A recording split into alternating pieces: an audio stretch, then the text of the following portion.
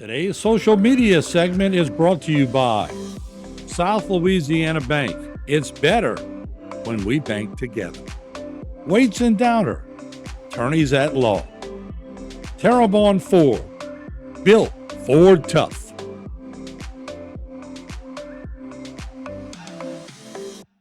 There are trucks, and then there's the GMC Sierra, available with the connected driving experience and the world's first 6-function multi-pro tailgate. GMC Sierra. It's the truck. Or get $3,500 purchase cash on select GMC Sierra models. Or get a total of $6,000 purchase allowance when you trade in an eligible vehicle. See your local GMC dealer.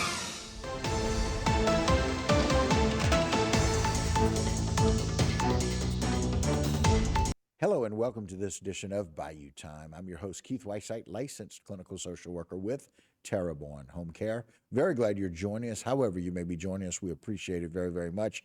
We're always glad to get you information and updates, especially when it relates to maybe some people that our police force was able to get off of the streets.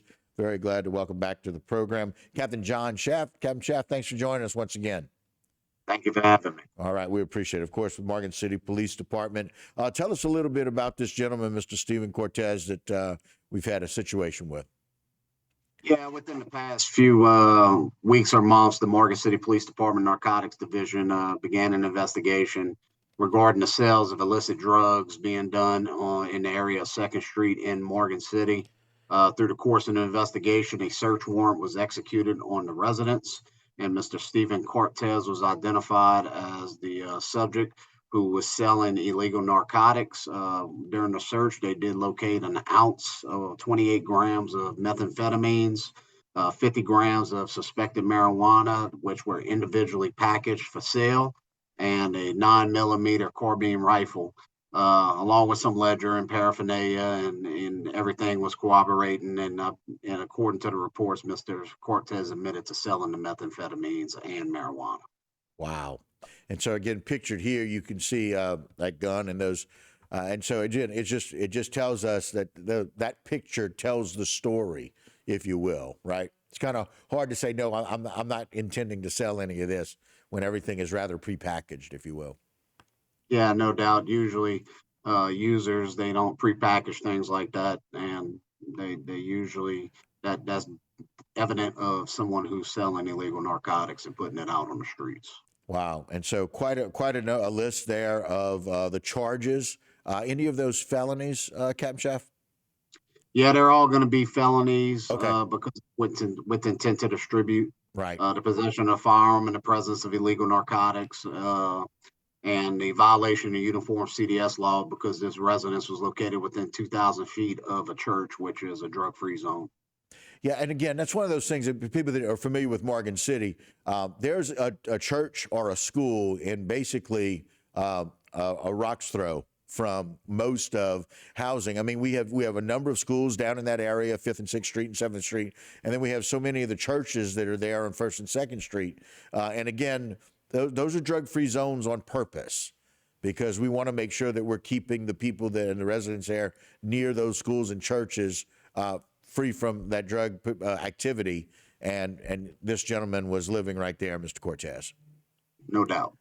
Yeah. So again, it's really nice to be able to have somebody like that off the streets, and he's being held right now. We'll kind of find out as this moves forward. And I know there's always an ongoing investigation. You know, there may be other situations or other information that comes to light about that. But as you said, it's been some time that there's been some investigation about this residence and kind of watching with the Narcotics Division.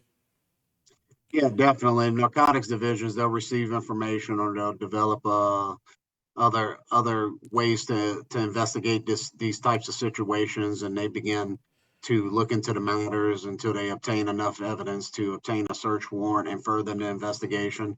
Investigation doesn't usually end after the execution of the search warrant. You're going to corroborate all this information so that you can bring the court to have the best possible conviction rate to have as much evidence as you could bring forward.